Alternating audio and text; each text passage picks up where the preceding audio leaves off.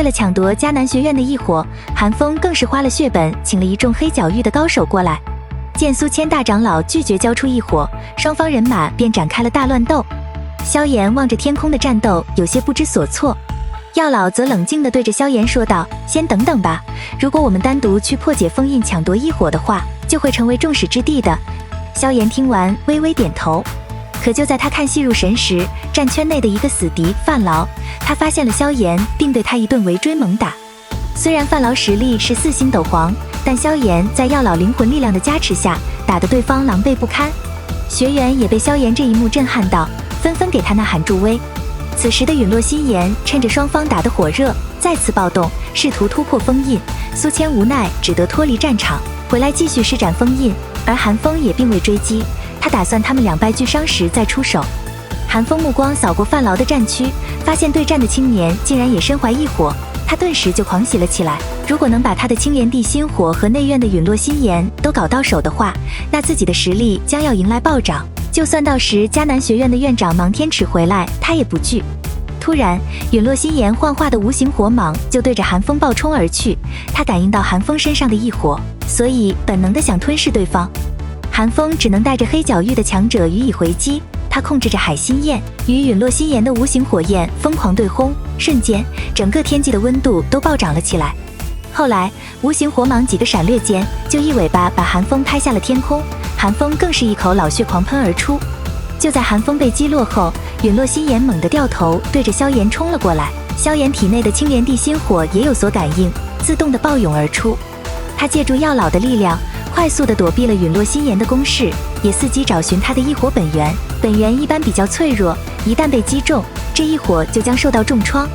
终于，萧炎发现他的本源位于火蟒的巨嘴之下，然后他的青色火焰凝固成了一把青色巨枪，在闪电般的刺入了火蟒体内。顿时，无形火蟒发出凄厉的惨叫，便开始虚幻了起来，一团小型的异火本体开始浮现。这也是陨落心炎最为脆弱的时刻。此时，药老的笑声在萧炎的心中响起：“小家伙，干得不错。不过，那寒风绝对不会轻易让你得到异火。若实在不行的话，便把我的灵魂力量施展到极限吧。虽然那样会暴露我的存在，不过陨落心炎你必须弄到手。”下方的韩风看到这一幕，也是欣喜若狂。他让金银二老牵制苏谦，自己则对着陨落心炎冲了上来。有所察觉的萧炎把韩风阻拦而下。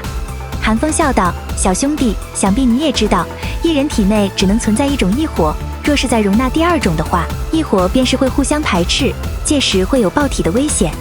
不如你把它让给我吧，我必有重谢。”萧炎听完，嘲讽道：“既然你知道不能共存两种异火，那你何不把这机会让给我呢？”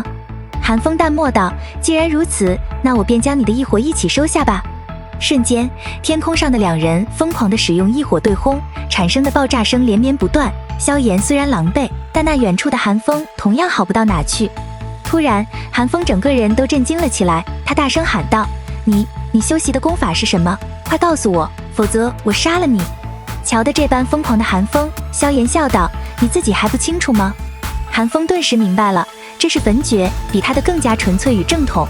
这一刻，一股疯狂杀意自韩风心中铺天盖地的涌出。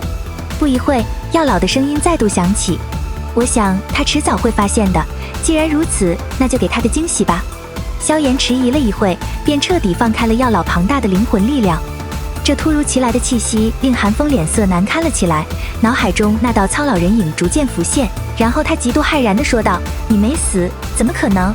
萧炎目光淡漠地望着韩风，说道：“托你的福让我遇见了老师，不然的话，我的修炼之路也不会如此精彩。”韩风听完更加惊慌了起来，他特别惧怕的是药老挚友风尊者。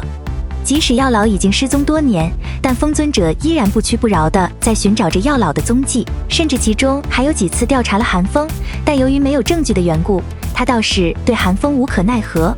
若是药老将韩风当年暗下毒手的事传了出去，那风尊者定会第一个将他剥皮抽筋。